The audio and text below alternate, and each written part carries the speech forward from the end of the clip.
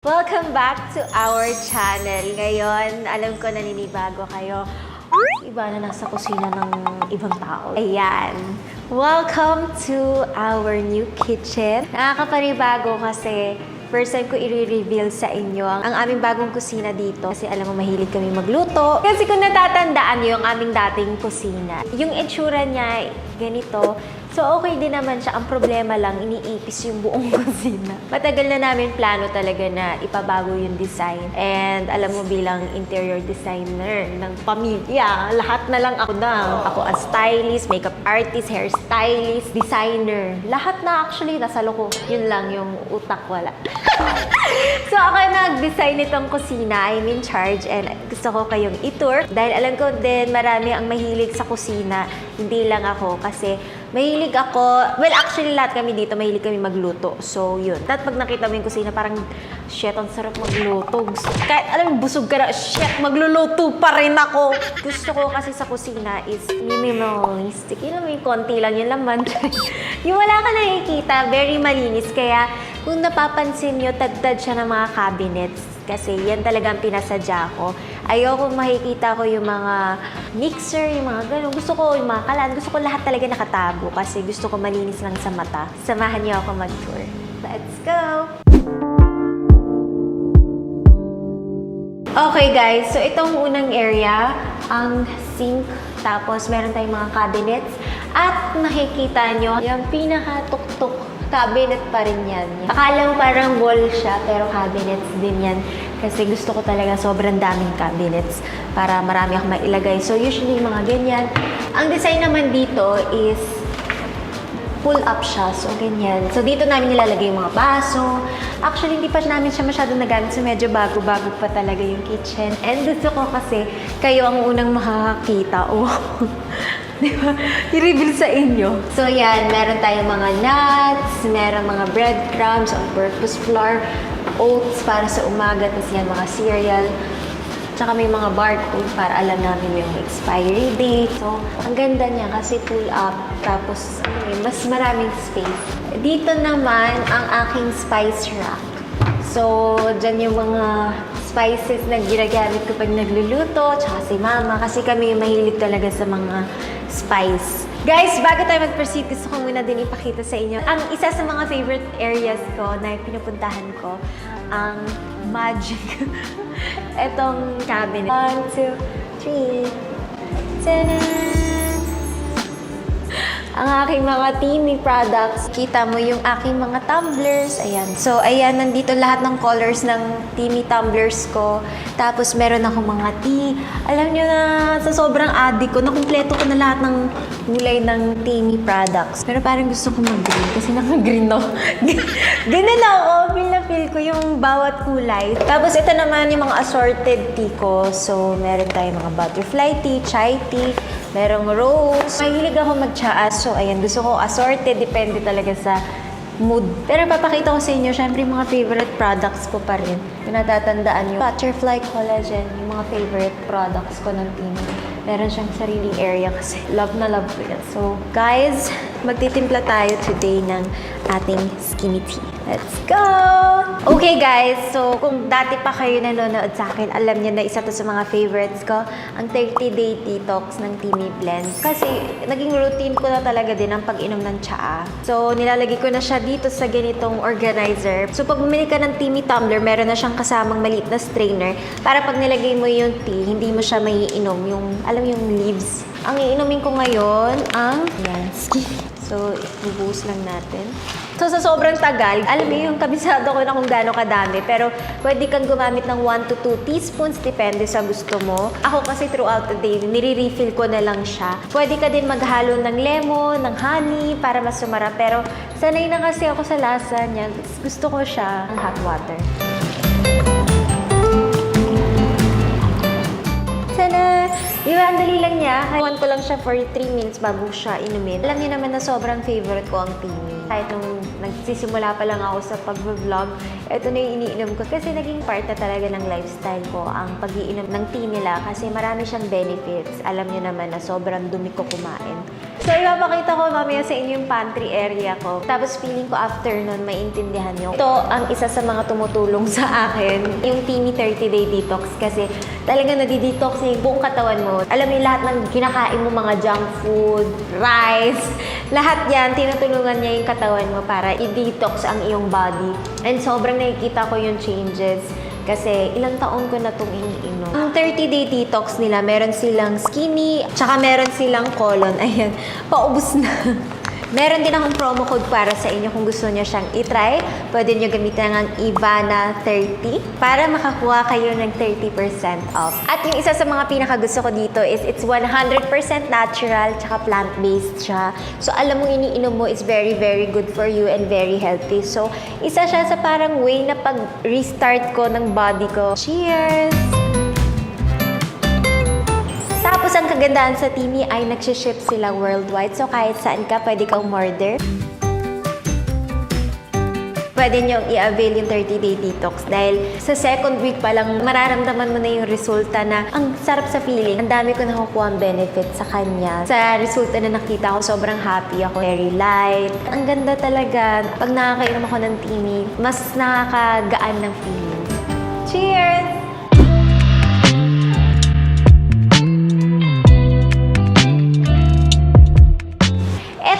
Mga ganito is, ano siya, buong, talaga, parang stone.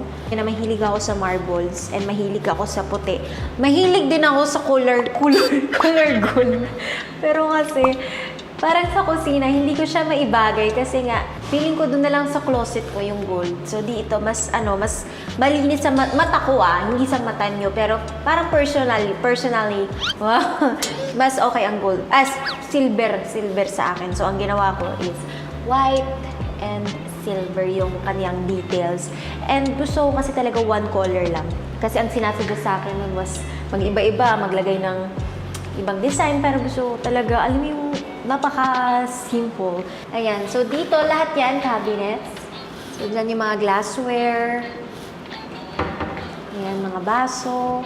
Dito naman is aking mga, mga teapots, tapos naglalagay ako ng aking mga sugar. Pero hindi ko pa siya tapos sa pag-organize. So, yan muna yung meron ako dahil yan yung galing sa dati kong kitchen. So, inayos ko lang siya dyan. So, ito yung Manila. Charot. Alam mo, ba't tawag nila island? Hindi naman siya isla. Kuwari, dumating yung asawa ay kapatid lang pala yung nandito. Pero pag dumating, honey, what do you wanna eat? Ay, ganun. Okay. Oh, as a housewife. Pero sa ngayon, ang aking mga kapatid ang isi-serve ko dito. So, sila muna pagising. Very malinis sa mata, para sa mata ko. Hindi ko alam sa mata niyo. Pero natuwa naman si mama sa design ko. Solid din to, buo siyang stone. So, kung nakikita niyo, ang laki buo. Wala siyang putol. Kasi gusto ko yung mga buo magmahal. Okay guys, so halika dito. Pakita ko sa inyo yung mga drawers. Ang dami ko mga pangluto and everything. So gusto ko talaga maraming mga drawers, maraming cabinets. So ayan, ang dami kong nilagay na drawers. So meron siyang 3 drawers here, 3 drawers, 3 drawers. So meron 9 drawers dito.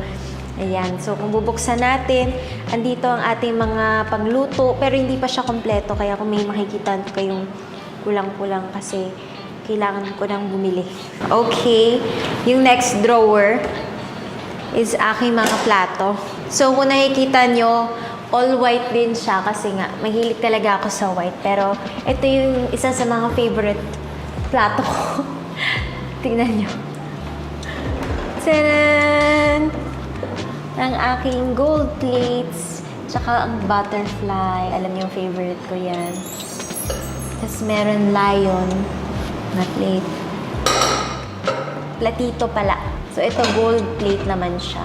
So, ito, meron lang tayong mga measuring, di ba lahat ng gamit ko white? Napapansin ko sa sarili ko puro white. Pati bag ko pala white. Nakita ko. Hi. Favorite color ko ngayon, white. White and gold. Pero naging silver yung kitchen ko kasi sa paningin ko, mas realistic sa mata ko ang silver. Kasi pag gold, mahirapan ako mamili ng mga gold appliances. Gusto ko lahat kasi nagko-color match. Yan, mga white din na bowl. Sobrang ilig. So, ito yung lutuan. And temporary na nilalagyan ko lang siya ng mga spices. So, ano siya, parang magic cabinet kasi. Pwede mo siyang iganyan. Tapos, andito yung mga oil ko, pangluto, soy sauce, patis. So, andyan din yung mga kawali. And then, ibabalik mo lang siya. Diba, naiikot-ikot siya. So, ganyan din dito. Andito yung mga kaldero. So all you have to do is hilain. Yan. Tcharan! So, pwede ka maglagay ng mga kaldero sa loob. Marami siyang space. Malalaman nyo kung bakit ako nagtitimi, guys. Ito yung rason. Sorry na. Bili ng mga suki.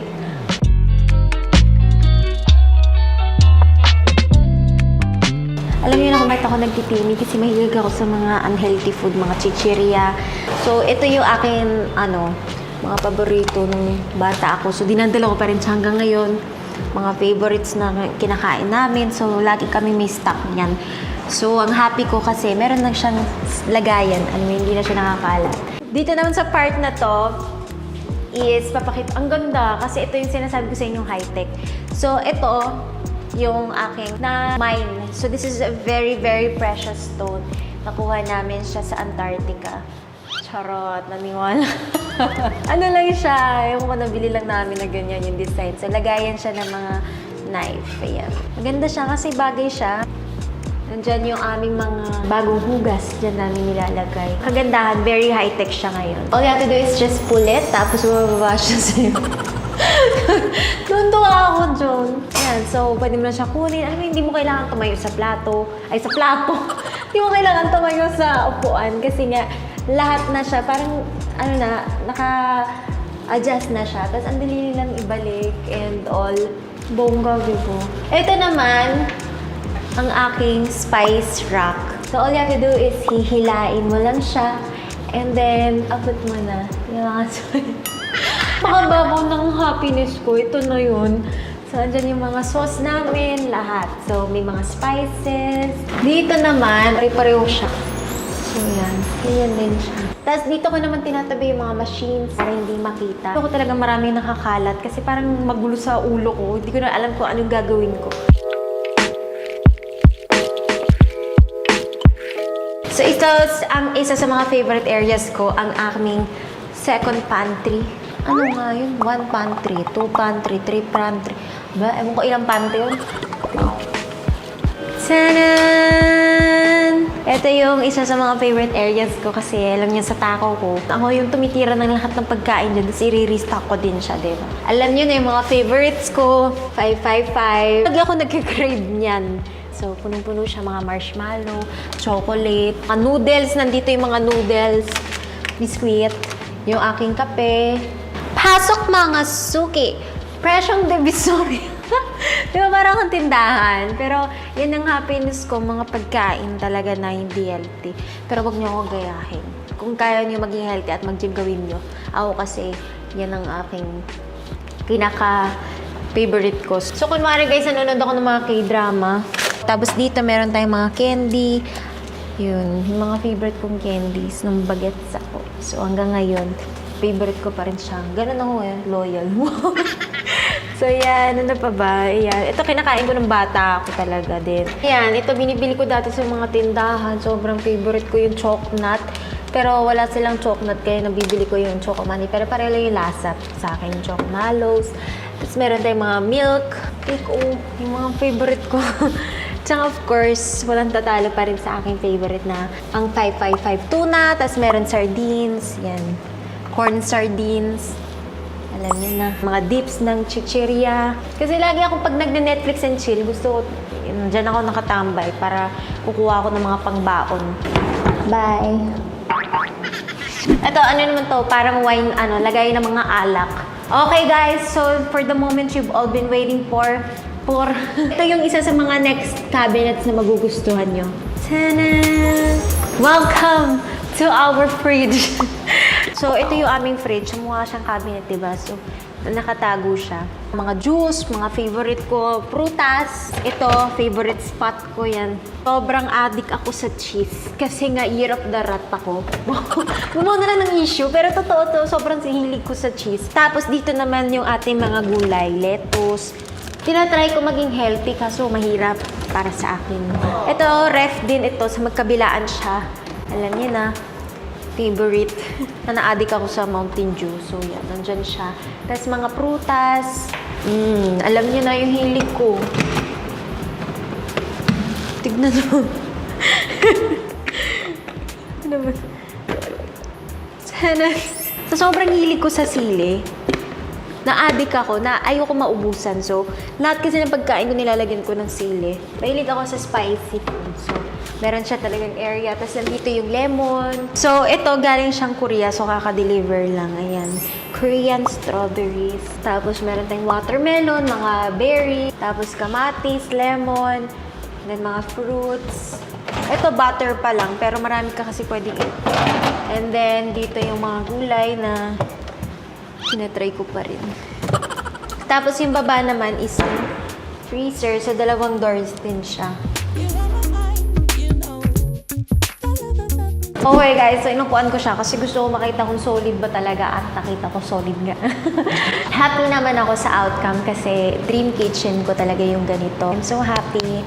At least, ngayon kapag nag-vlog kami dito, tapos nagluto-luto, di ba mukha kaming nasa kitchen. Yung parang yung mga nasa TV na kitchen, ang ganda. Yung mga cooking channels. Wala, yun kasi ang dream ko talaga, magandang kusina kasi dito lagi ako nagluluto. So, isa siya sa mga investment ko. Breakfast, lunch, dinner, as a housewife, my dream. So, yes, having this dream kitchen is a huge blessing and gusto ko din magpasalamat sa inyo dahil sa support nyo. Thank you for watching us and thank you for giving us support. So, yan.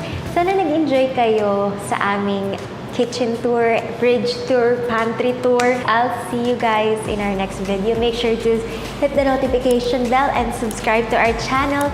Love you guys!